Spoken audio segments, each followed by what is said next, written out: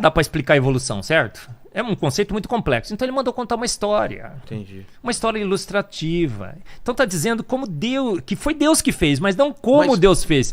Como que tudo aquilo lá... Mas você acredita até na arca também, daquele jeito? Absoluto, Vilela. Eu tenho uma palestra, assista. Eu quero que você assista. Mas não é a arca, o dilúvio do dinossauro. Tem quase mais de... Tinha dinossauro na arca? Ô Vilela, quanto... Agora meu mundo caiu. Vamos apostar? Não, como que eu vou apostar uma coisa que eu não quero perder dinheiro? Não pode ser dinheiro. Não, aposto o Paquito. Não, se você perder, você vai no Congresso Brasileiro de Design Inteligente. E se você perder? Valeu, Claudinho. Se perder, você vai no jogo do Corinthians e vai gritar, Corinthians. Vai Corinthians. Fechou. Olha, ele tá... Escala ele pro nosso Congresso, tem uma... Mas como que vai ter essa prova?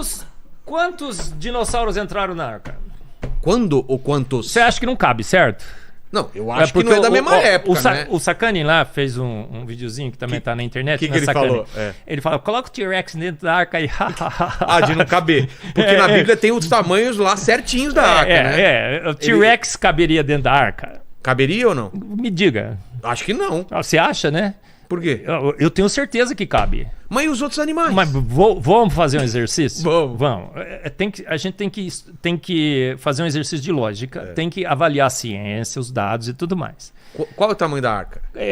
A arca, 500 por 300 por 300 por 50 por 30 côvados. Que é mais ou menos o quê? O côvado é o quê? Essa distância aqui do braço, né? Tá. O braço era muito maior antes. A gente tá encolhendo, tá? Tem nos Estados Unidos um parque que chama Ark Encounter. Tem lá a arca lá. Ela é imensa. Foi feita mais ou menos como seria no tamanho real. As dimensões bíblicas, o relato da Bíblia. Num quarteirão, assim, é o quê? Metade de um quarteirão? É um quarteirão, maior que um quarteirão. Ô, louco, então é enorme. Enormíssimo. Achei que a arca era menorzinha. Você fica achando, porque você fez EBD, você já foi na igreja, não nunca fez EBD, Escola Bíblica Dominical? Não. É porque a Escola Bíblica Dominical, eles colocam umas arquinha pequenininha, abarrotada de bicho, a arca né? É maior que um quarteirão, então. É maior que o Titanic. É imensa. Aí, quantos tipos básicos de dinossauros, famílias de dinossauros a gente conhece? Tipos básicos. Não manjo. Aproximadamente 58. Tá. Porque espécies tem várias, mas a gente acha, né, quem defende o dilúvio, o relato bíblico, que Deus criou as famílias originais, caninos, felinos. E daí vieram todos os outros. Tipos básicos de dinossauros são 58. 58 tipos básicos de dinossauros. Pterodátilo, essas paradas. Todos eles, né? 58 aproximadamente. Varia um pouco, né? Porque ninguém sabe, é coisa do passado, né? A gente tem que fazer inferência. Qual o tamanho médio desses animais? Putz. Eu sou cultura hollywoodiana. O Tiranossauro Rex é o maiorzão e o que você falou, o Brachiosauro também é grande. Sim, mas a cultura hollywoodiana que nós todos temos, achamos que são animais imensos, ferozes, né? Carnívoros, né? Não são? A maioria dos dinossauros tem o tamanho de uma galinha. A maioria, mas tem uns grandes. Pequenininhos. Agora, o T-Rex nasce do quê? Como assim, nasce do quê? Ele nasce... Como é que é o nascimento do T-Rex? Ovo. Qual o maior ovo possível de ser? Ovo é carbonato de cálcio, né? Não dá pra fazer coisa muito grande, senão ele quebra. Mas quanto tinha o tamanho de um tiranossauro adulto? A gente tem os ovos fossilizados, né? Tem? No registro fóssil, claro, muitos. Qual T-Rexzinho lá dentro. Qual o tamanho? Assim, ó. É? O T-Rex nasce de ovo. Pequeno. Agora, que idades que você colocaria o T-Rex na arca? Bebê, junior, adolescente, tá caminho jovens... que eu não consigo mais acompanhar. Não, claro que você consegue. Peraí, por que eu ia escolher um Que T-Rex? idade que você colocaria? Porque eles vão ter que sair da arca e vão ter que reproduzir, certo? Criança, muito jovem. Porque vai demorar para depois sair. Ele saiu da arca, você já quer que eles estejam reproduzindo, certo? Quanto tempo eles vão ficar no dilúvio? Um ano. Um ano? Então, ele reproduz a partir de quanto tempo é capaz de...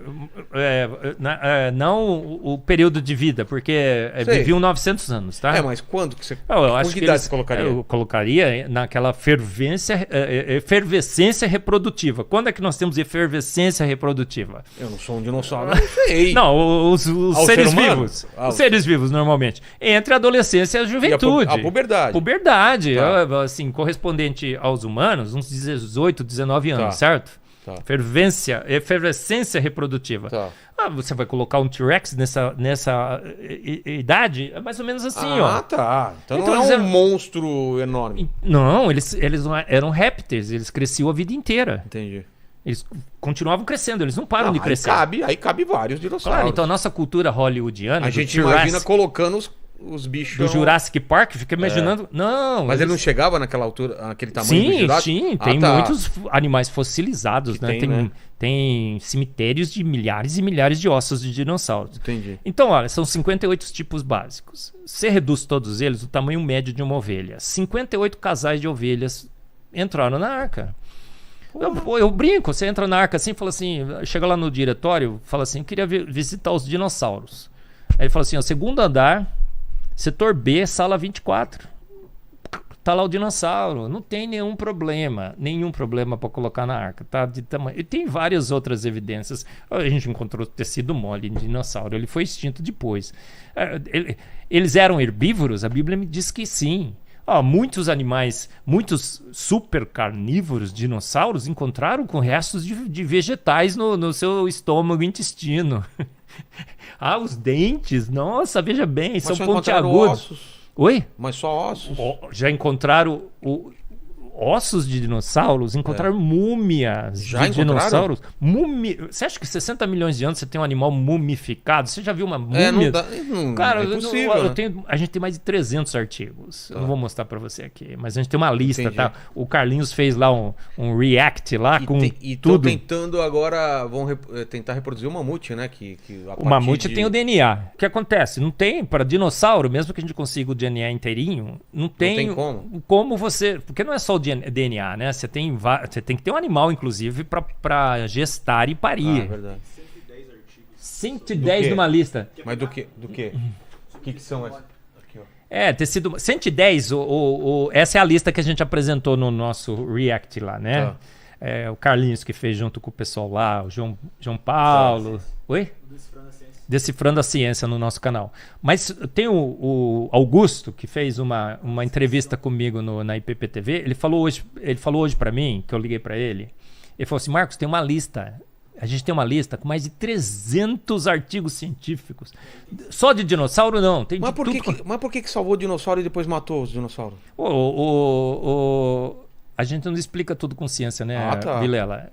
Porque o que aconteceu com a queda? Tem várias extinções, né? Vários animais somem, né? A queda trouxe o que para o mundo? Tá. A Terra geme, né? A vida geme, não é? A Bíblia não fala assim.